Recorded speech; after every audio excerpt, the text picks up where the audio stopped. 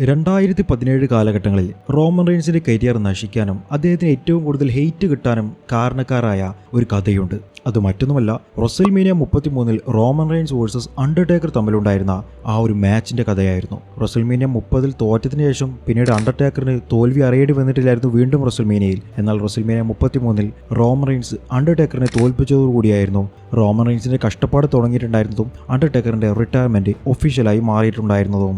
അപ്പോൾ എങ്ങനെയാണ് റെസൽമേനിയ 33 Undertaker versus Roman Reigns തമ്മിലുള്ള ആ ഒരു ഫ്യൂഡ് എത്തിച്ചേർന്നിട്ടുണ്ടായിരുന്നത്? ഇവർ തമ്മിലുള്ള ആ ഒരു മാച്ച് നടന്നിട്ടുണ്ടായിരുന്നത്? ഈ ഒരു മാച്ചിൽ എന്തൊക്കെയാണ് നടന്നിട്ടുള്ളത്? മാച്ച് കഴിഞ്ഞതിന് ശേഷം റോ എപ്പിസോഡിൽ എന്താണ് സംഭവിച്ചത്? റോമൻ റെയിൻസിന് എങ്ങനെയാണ് ഇത്രത്തോളം ഹേറ്റേഴ്സിനെ കിട്ടിയിട്ടുള്ളത്? ഈ കാര്യങ്ങളെല്ലാം തന്നെയാണ് നമ്മൾ ഇന്നത്തെ വീഡിയോയിലൂടെ നോക്കാൻ വേണ്ടി പോകുന്നത്. Welcome to Saturday night story. ഇതുവരെ നിങ്ങൾ ഈ വീഡിയോ ലൈക്ക് ചെയ്തിട്ടില്ലെങ്കിൽ ദയവായി ലൈക്ക് ചെയ്തേക്കണേ.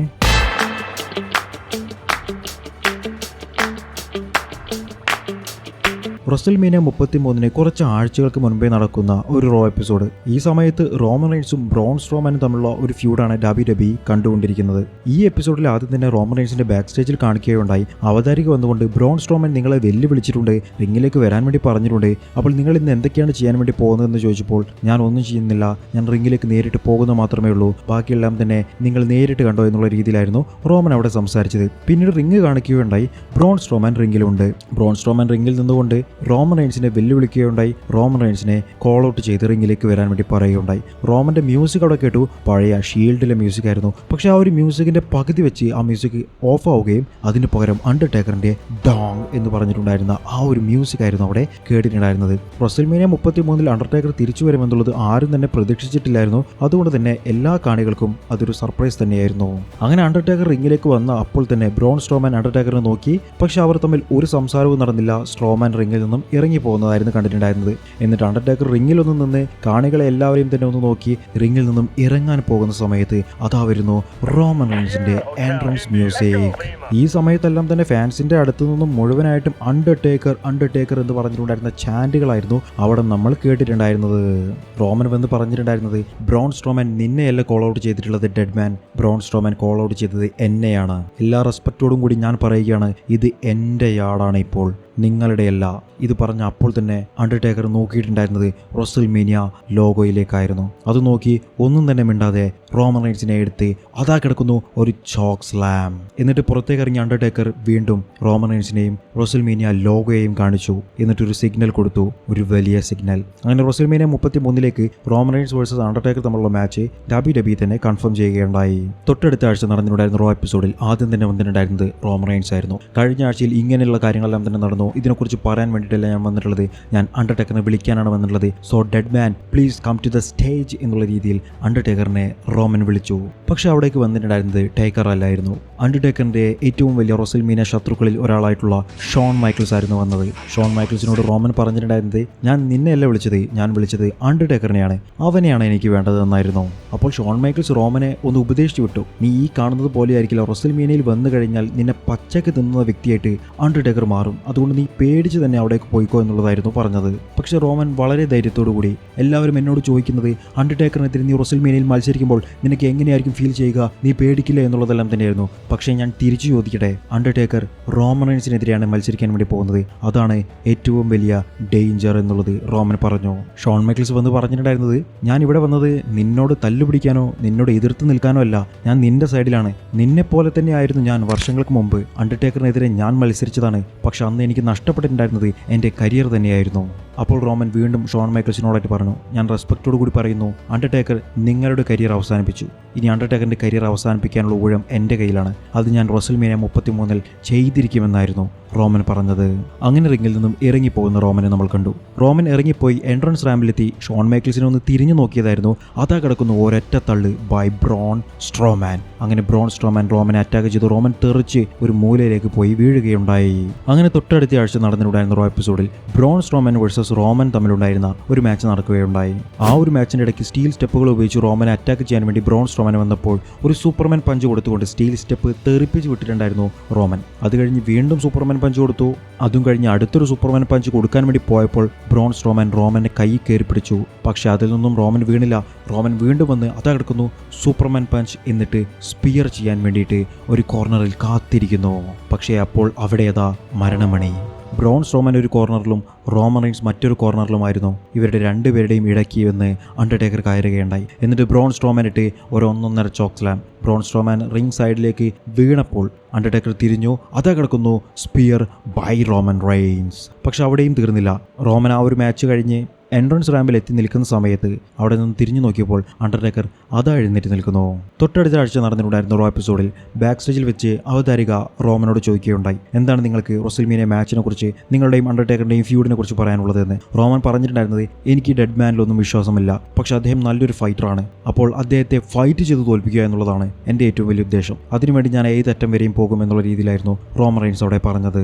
പിന്നീട് റോമൻ റിംഗിലേക്ക് വന്നുകൊണ്ട് 2015 റോയൽ റംബിൾ ഞാൻ വിജയിച്ചു. അത് കഴിഞ്ഞതിന് ശേഷം നടന്നിട്ടുണ്ടായിരുന്ന 2 റെസ്ൽമേനിയകളിലും ഞാൻ മെയിൻ ഇവന്റ് ചെയ്തു. അപ്പോൾ ഞാൻ വിചാരിച്ചിട്ടുണ്ടായിരുന്നു അതാണ് എൻ്റെ കരിയറിലെ ഏറ്റവും വലിയ മൊമെന്റ് എന്ന്. പക്ഷേ അല്ല, ഈ തവണത്തെ റെസ്ൽമേനിയാണ്. കാരണം ഈ തവണത്തെ റെസ്ൽമേനിയയിൽ ഞാൻ മത്സരിക്കാൻ വേണ്ടി പോകുന്നത് റെസ്ൽമേനിയ സ്ട്രീക്കുകളുടെ ഉടമയായിട്ടുള്ള അണ്ടർടേക്കറിനെതിരെയാണ്. ആരൊക്കെ എന്തൊക്കെ പറഞ്ഞാലും എനിക്കൊരു കുഴപ്പമില്ല. ഇത് എൻ്റെ ടൈമാണ്. ഈ ഇരിക്കുന്ന ഓരോരുത്തരും എൻ്റെ ഫാൻസാണ്, എൻ്റെ ക്രൗഡാണ്, ഇത് എൻ്റെ യാർഡാണ് എന്നുള്ളത് റോമൻ അവിടെ നിന്നും വിളിച്ചു പറഞ്ഞു.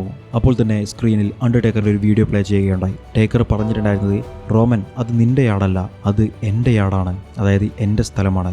നിന്റെ സ്ഥലം ഏതാണെന്ന് നിനക്കറിയണ്ടേ, അത് ദാ ഇവിടെയാണ് എന്ന് പറഞ്ഞുകൊണ്ട് അണ്ടർടേക്കർ തോണ്ടിക്കൊണ്ടിരുന്നിട്ടുണ്ടായിരുന്ന ഒരു ശവക്കുഴി കാണിച്ചു കൊടുക്കുകയുണ്ടായി. റെസ്ൽമേനിയ 33 നിന്റെ ശവക്കല്ലറ ഞാൻ പണിതിട്ടുണ്ടായിരിക്കുമെന്നുള്ളതും റോമനെ വെല്ലുവിളിച്ചുകൊണ്ട് അണ്ടർടേക്കർ സ്ക്രീനിൽ വന്ന് പറയുകയുണ്ടായി.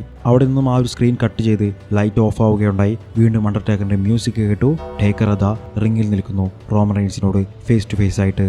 റെസ്ൽമേനിയയിൽ നീ റെസ്റ്റ് ഇൻ പീസ് ആയിരിക്കുമെന്നുള്ളത് അണ്ടർടേക്കർ അവിടെ നിന്നും അനൗൺസ് ചെയ്തു. എന്നിട്ട് തൻ്റെ കൈകൊണ്ടുള്ള മാന്ത്രിക ശക്തി ഉപയോഗിച്ചുകൊണ്ട് ആ ലൈറ്റ് അവിടെ ഓഫ് ആക്കിക്കൊണ്ട് അണ്ടർടേക്കർ ബാക്ക് സ്റ്റേജിലേക്ക് പോവുകയുണ്ടായി. അങ്ങനെ റെസ്ൽമേനിയ 33 എത്തിച്ചേർന്നു. റോമൻ റെയിൻസ് വേഴ്സസ് അണ്ടർടേക്കർ തമ്മിലുള്ള നോ ഹോൾസ് ബാർഡ് മാച്ച് ആയിരുന്നു. അതായത് നോ ഡിസ്ക്വാളിഫിക്കേഷൻ മാച്ചാണ്. എന്ത് വേണമെങ്കിലും എടുത്ത് ഉപയോഗിക്കാം, എന്ത് വേണമെങ്കിലും ഈ ഒരു മാച്ചിൽ ചെയ്യാമെന്നുള്ളതായിരുന്നു മാച്ചിൻ്റെ റൂളായിട്ടുണ്ടായിരുന്നത്. അങ്ങനെ ഈ ഒരു മാച്ച് തുടങ്ങി കുറച്ച് നേരം കഴിഞ്ഞപ്പോഴേക്കും അനൗൺസ് ടേബിളിൻ്റെ മുകളിലേക്ക് റോമൻ റെയിൻസിനെ അണ്ടർടേക്കർ ഒരു ചോക്ക് സ്ലാം ചെയ്തു. അത് കഴിഞ്ഞ് ടേക്കറിനെ ഒരു സ്പിയർ ചെയ്ത് റോമൻ റെയിൻസ്. രണ്ടുപേരും കട്ടക്കയായിരുന്നു ആ ഒരു മാച്ചിൽ മത്സരിച്ചിട്ടുണ്ടായിരുന്നത്. അണ്ടർടേക്കറിൻ്റെ റെസ്ൽമേനിയ മാച്ചുകളിൽ ഏറ്റവും അവസാനം നടന്ന മാച്ചുകളിൽ ഏറ്റവും ബെസ്റ്റ് മാച്ചായിട്ട്, ഏറ്റവും ബെസ്റ്റ് ക്വാളിറ്റി ഉള്ള മാച്ചായിട്ട് എനിക്ക് തോന്നിയിട്ടുണ്ടായിരുന്നത് റോമൻ റെയിൻസിനെതിരെയുള്ള ഈ ഒരു മാച്ചായിരുന്നു. അങ്ങനെ കുറച്ച് നേരം കൂടി കഴിഞ്ഞപ്പോഴേക്കും ടേക്കർ അത് പുറത്തുനിന്നും ഒരു ചെയർ എടുത്തുകൊണ്ട് വരുന്നു. റോമനെ അടിച്ച് പത്തിരിയാക്കുന്നു. റോമനെ എടുത്ത് ചെയറിൻ്റെ മുകളിലേക്ക് ചോക്ക് സ്ലാം ചെയ്യുന്നു. പക്ഷേ എന്നിട്ടും പിൻ ചെയ്ത് നോക്കിയിട്ട് റോമൻ റെയിൻസ് തോറ്റില്ല. ടോം സ്റ്റോൺ പൈൽ ഡ്രൈവർ ചെയ്യുന്നു. എന്നിട്ടും റോമൻ റെയിൻസ് തോറ്റില്ല. അത് കഴിഞ്ഞ് റോമൻ ടേക്കറിനെ 2 സൂപ്പർമാൻ പഞ്ച് ചെയ്തു. പക്ഷെ ടേക്കർ തോറ്റില്ല. പിന്നീട് റോമന്റെ കയ്യിൽ ആ ഒരു ചെയർ ലഭിക്കുകയുണ്ടായി. ചെയർ ഉപയോഗിച്ച് ടേക്കറിനെ പൊതിരെ തല്ലുന്ന റോമൻ റെയിൻസ്. എന്നിട്ട് ടേക്കറിനെ സ്പിയർ ചെയ്തു. ടേക്കർ തോറ്റില്ല. റോമൻ റെയിൻസിന് അത് വിശ്വസിക്കാൻ കഴിയുന്നുണ്ടായിരുന്നില്ല.